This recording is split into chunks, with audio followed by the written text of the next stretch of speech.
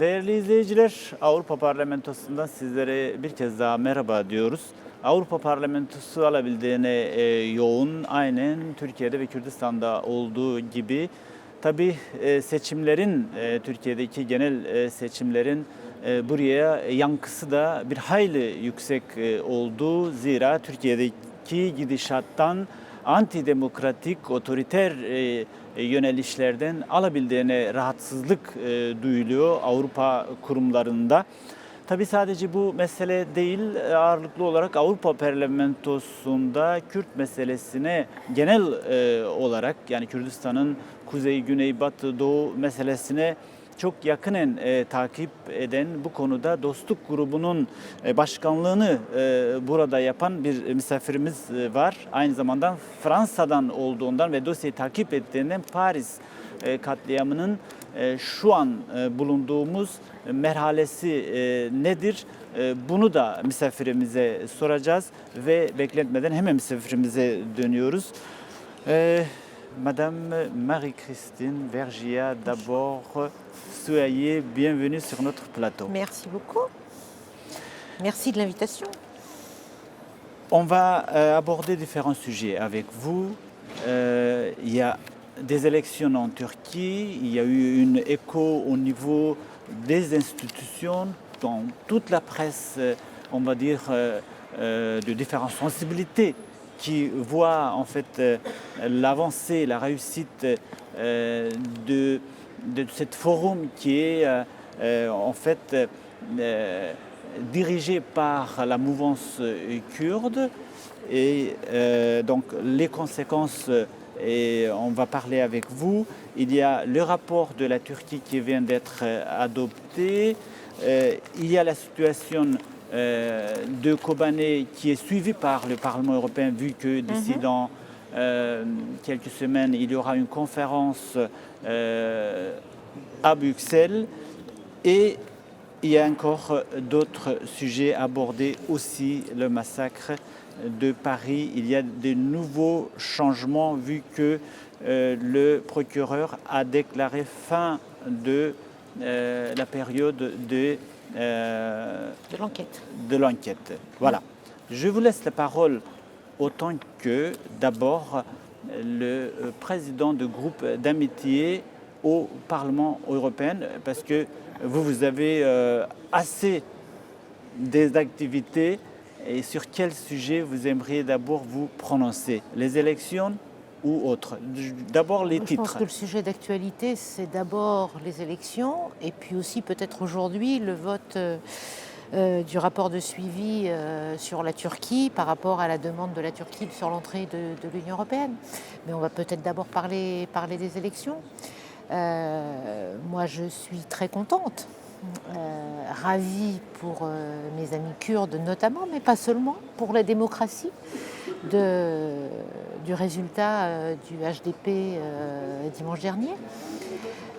Parce que je crois qu'au-delà des Kurdes, ce qui fait la victoire du HDP, c'est d'avoir su rassembler assez largement autour de lui un certain nombre de gens qui s'étaient exprimés, notamment au moment des violences de la place Taskim et d'autres.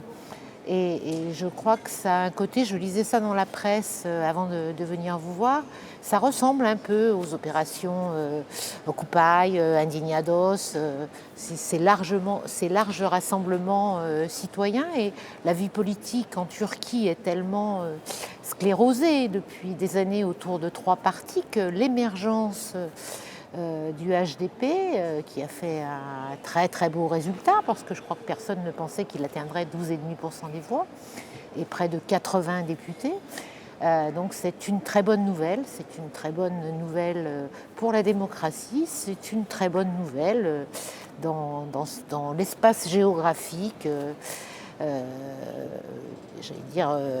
européen élargi, dont fait partie la Turquie. Donc juste rappeler qu'il y a 40% des femmes, donc 32 pour le moment, ça peut être encore un de plus, vu qu'il y a, comment dirais-je, dans certaines circonstances, il y a eu des problèmes. Et plus que 6 millions de votes. Pour l'HDP, ça fait 13,12 points pour le moment. Donc le chiffre encore supérieur à celui que j'avais vu jusqu'à présent. Bah, c'est Donc, une nouvelle encore meilleure. Et puis peut-être aussi qu'on peut souligner que l'AKP a pour le moins fait un piètre résultat, puisque l'objectif de M. Erdogan, c'était d'avoir les 2/3 de la Grande Assemblée de Turquie pour pouvoir réviser la Constitution. Pari perdu, et tant mieux parce que M. Erdogan est quelqu'un qui veut instaurer un régime autoritaire dans lequel il aurait tous les pouvoirs. Et je pense que ça va l'obliger, en tout état de cause, s'il veut vraiment réformer la Constitution, à négocier avec l'ensemble des partis politiques qui sont représentés désormais au Parlement turc. Madame Vergier, bon, ici vous êtes membre du groupe gauche et aussi membre de différentes commissions, sous-commissions des droits de l'homme et même suppléant, mais des affaires étrangères, des affaires intérieures, très actif en fait pour les droits de l'homme en général dans le monde. Et je pose la question à titre de président du groupe Amitié avec les Kurdes. Comme ça, vous aurez une marge de manœuvre sur la question. Les Verts, ils ont soutenu ouvertement, en fait, HDP, la campagne électorale. Les socialistes qui viennent de dire nous sommes très contents de notre parti sœur, HDP. Donc, à ce titre-là, que diriez-vous ? Je dirais que traditionnellement, les amis des socialistes ne sont pas vraiment là. Le parti qu'ils soutiennent habituellement n'est pas celui-là. Tant mieux. Dommage que ça ne se retrouve pas quand nous avons des votes à l'intérieur du Parlement européen, parce que je crois que tous ceux qui souhaitent soutenir le HDP sont pour que l'on sorte le PKK de la liste des organisations terroristes, et que malheureusement, j'avais déposé un amendement de cette nature sur le rapport sur la Turquie et il a été rejeté. Il a eu 138 voix, mais la majorité des socialistes ont voté contre cet amendement. Donc, un peu de cohérence peut-être. Donc les socialistes, ils ont été partagés vu que Madame Gomez, quand même, elle était de votre côté. Oui, mais il y a quelques-uns. Je dis 138 voix, ça veut dire c'est largement au-delà de mon groupe. Mais ça ne suffit pas. Et les socialistes, c'est 200 voix à eux seuls. Donc, Quand même, dans le rapport, il dit les négociations avec le PKK, nous soutenons. C'est un peu un paradoxe, mais... Oui, mais en disant que les négociations avec le PKK, organisation inscrite sur la liste terroriste de l'Union européenne. Donc c'est exactement le contraire de ce que nous voulons. C'est écrit en toutes lettres dans Oui, dans le rapport. tout à fait. Mais comment analyser ça ? Parce que bon, c'est justement l'incohérence que nous soulignons. Nous disons, je ne sais pas, hypocrisie, c'est pas ni la vôtre ni le mienne, mais c'est dans le texte. Je ne sais pas si c'est de l'hypocrisie, mais nous disons, si on veut soutenir le processus de paix, il ne suffit pas de soutenir M. Erdogan, parce qu'on sait qu'il a des positions contradictoires et évolutives sur le sujet, je vais le dire comme ça, gentiment. Mais il faut soutenir ceux qui ont envie vraiment d'œuvrer à la paix. Et on sait que ce processus de paix, ça passe par M. Öcalan. M. Öcalan a fait des gestes, M. Öcalan a demandé au PKK d'abandonner la lutte armée.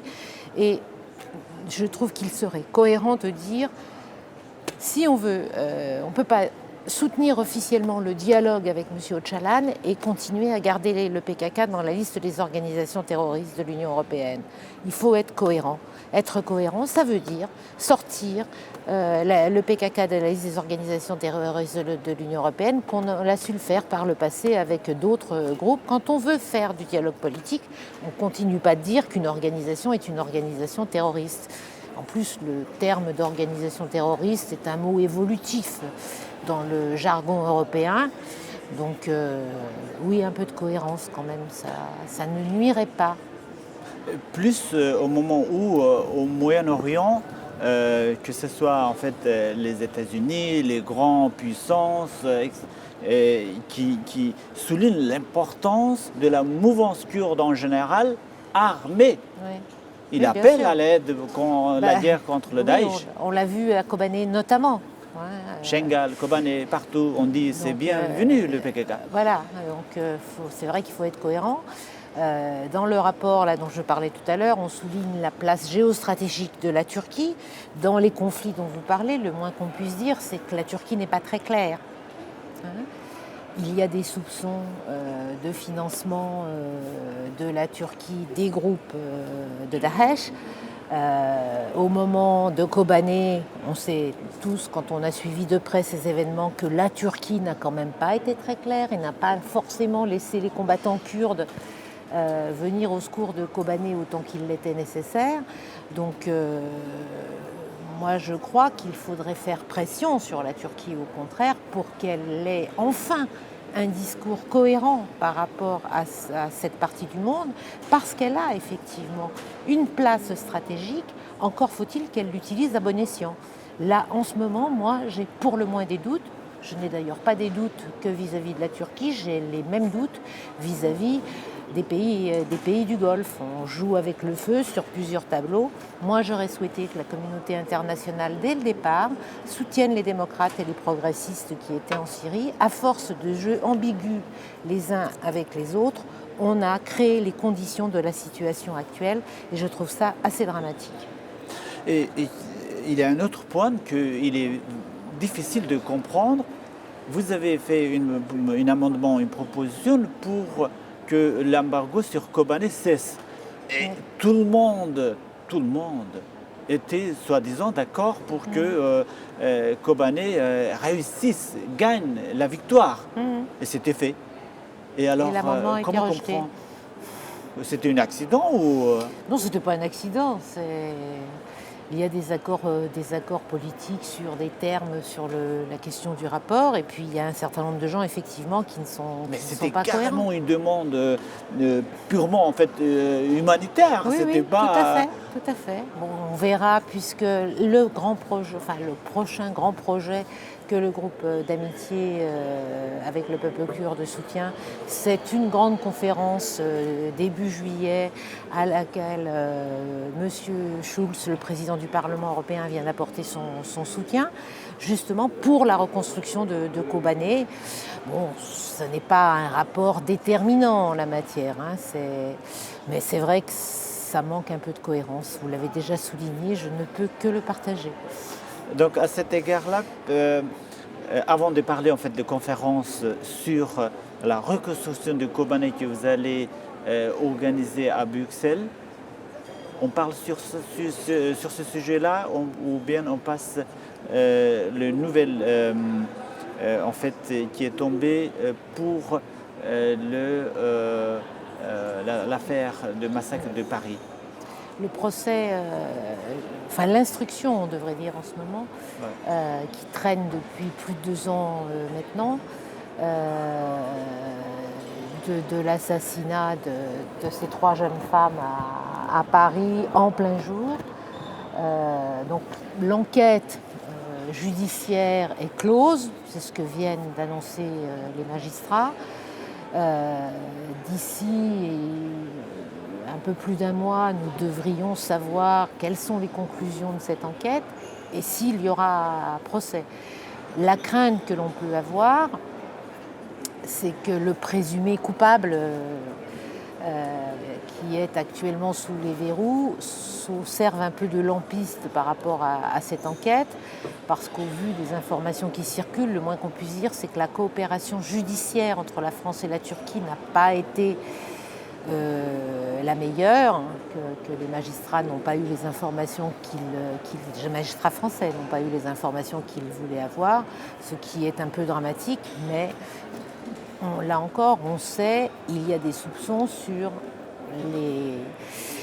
les commanditaires de cet attentat qui pourraient être les services secrets turcs, et il n'y a pas moyen de faire la lumière sur cette affaire. Donc les choses avancent doucement. Je crains qu'elles n'apportent pas toute la lumière sur ce qui s'est réellement passé. Mais ce qui est paru dans la presse, en fait, la grande presse, et qu'il y a un blocage et que c'est plus de soupçons, il y a des choses qui méritent d'être éclairées. Oui, mais pour que les choses soient éclairées, il faut qu'il y ait coopération judiciaire. Et Apparemment, c'est bloqué. qu'il y ait bonne volonté de part et d'autre. Visiblement, côté turc, c'est bloqué. Dès lors qu'on soupçonne les services secrets turcs, ce n'est pas très très étonnant que ça bloque du côté de l'État turc. Malheureusement, moi je suis très dubitative pour tout ce qui est coopération judiciaire avec des États qui ne sont pas, j'allais dire, au top niveau en matière judiciaire et policier, qui ne sont pas tout à fait dans les normes de l'État de droit. Et c'est le cas de la Turquie. On l'a encore dénoncé là, dans le rapport du Parlement européen. Donc on cherche à protéger un certain nombre de gens. C'est pas comme ça que la justice avance. C'est pas la meilleure façon pour la Turquie de montrer qu'elle a véritablement envie de rentrer dans l'Union européenne. Ce qui ne veut pas dire pour autant que les États membres de l'Union européenne sont tout ce qui a pu clean, si vous me permettez cette expression, en la matière. On vient de voter un rapport sur la Hongrie, là. Donc il y a aussi des problèmes à l'intérieur de l'Union européenne. Mais quand on frappe à la porte, il faut montrer quand même un certain nombre de signes de bonne volonté. Les systèmes judiciaires et policiers en Turquie ont encore beaucoup d'efforts à faire en la matière.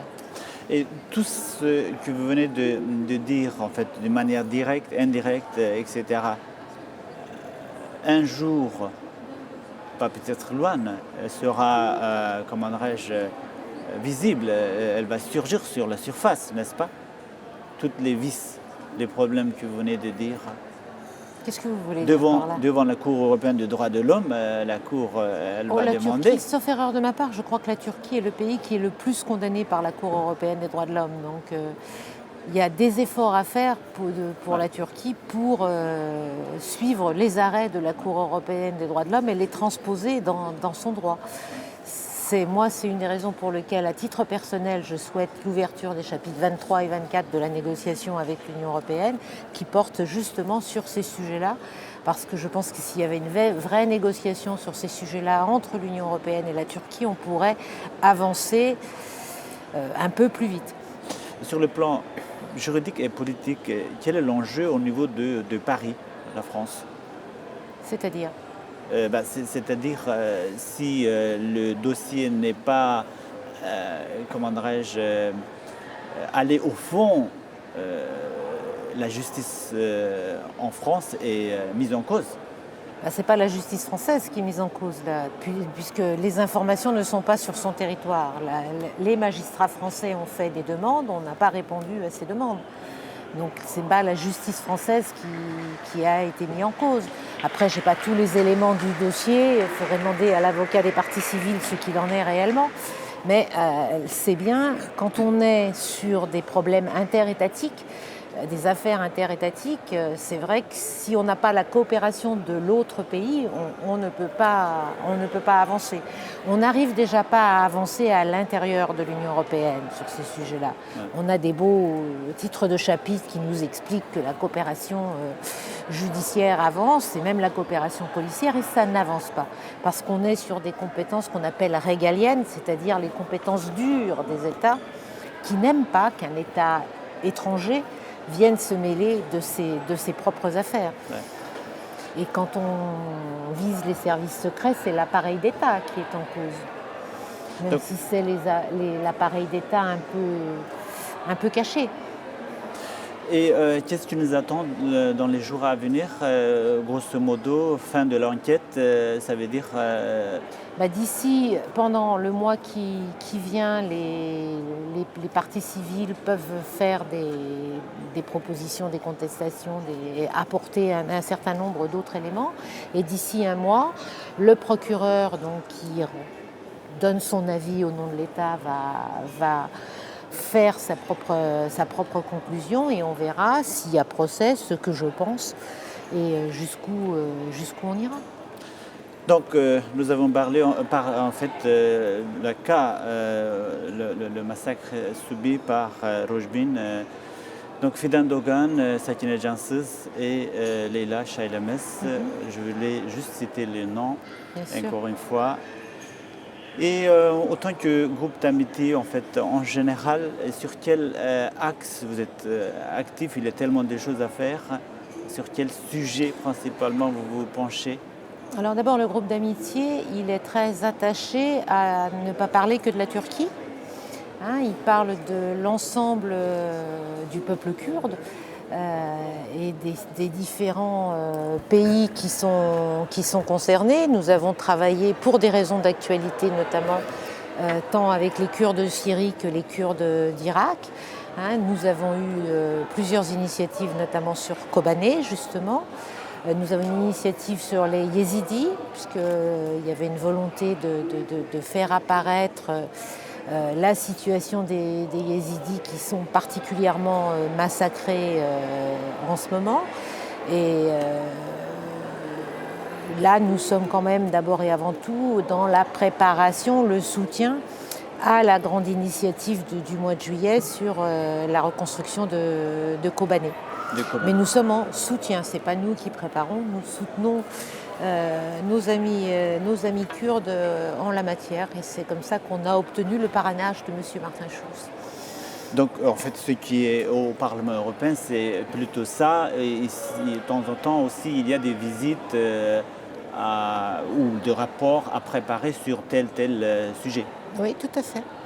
On essaye de travailler en coopération. Donc je rappelle peut-être que dans ce groupe d'études participent des gens de quasiment tous les groupes politiques du Parlement européen.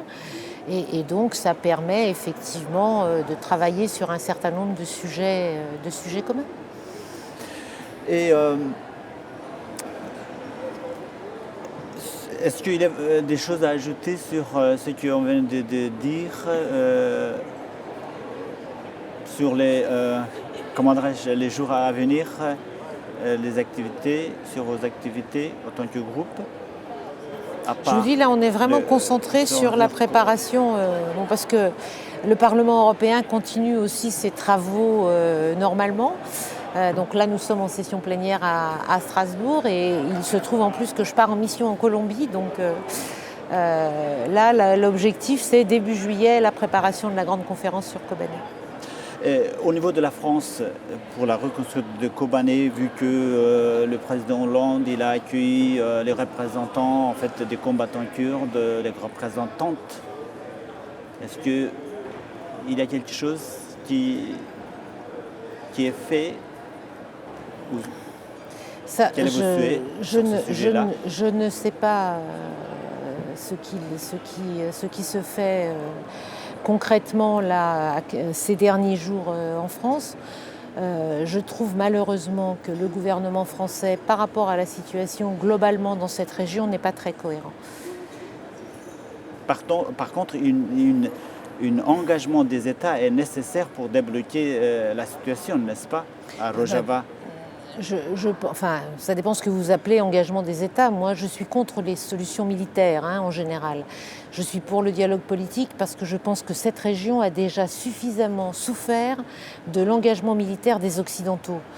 Je pense notamment à la situation en Irak. Si on n'avait pas créé cette situation en Irak, en la laissant ingérable ou en essayant de mettre en place des solutions qui n'en étaient pas, en opposant les différentes communautés les unes par rapport aux autres, on n'en serait sans doute pas là, parce que c'est ça qui a fait le lit de Daesh et qui a provoqué la situation. Sur la Syrie, le problème, c'est ce que je disais tout à l'heure, on n'a pas accompagné les progressistes et les démocrates. On les a laissés se faire massacrer par l'armée syrienne et les autorités syriennes. Et aujourd'hui, on s'étonne qu'on ait le choix entre la peste et le choléra, si vous me permettez cette expression. Donc, il faut travailler à une solution politique d'abord et avant tout en Syrie, en mettant autour de la table l'ensemble des parties prenantes. En fait, moi, j'ai fait allusion à la reconnaissance de Rojava. Exemple, si les États ne reconnaissent pas, les Nations Unies ne reconnaissent pas, on va patiner.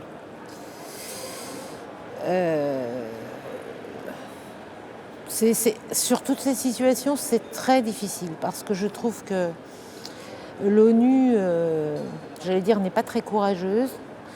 Je suis en train de m'occuper à la fois du Soudan et du Burundi dans les sujets d'actualité, là. on se dit, par rapport à l'évolution de ce qu'a été l'ONU, les choses n'avancent pas beaucoup et on est toujours à la merci d'un blocage d'un des États membres du Conseil de sécurité. Et après la mauvaise expérience de la Libye, je pense que c'est encore plus vrai sur la question syrienne. Donc, étape par étape, je pense que l'urgence là, c'est de faire en sorte que le conflit s'arrête en Syrie et malheureusement de plus en plus en Irak. Merci beaucoup Merci Madame à vous. Marie-Christine Vergiat d'avoir participé à notre émission encore une fois. Merci beaucoup à vous de l'invitation. Değerli izleyiciler, biz programımızın sonuna geldik. 15 gün sonra başka bir konuk ile buluşmak dileğiyle. Hoşça kalın, esen kalın.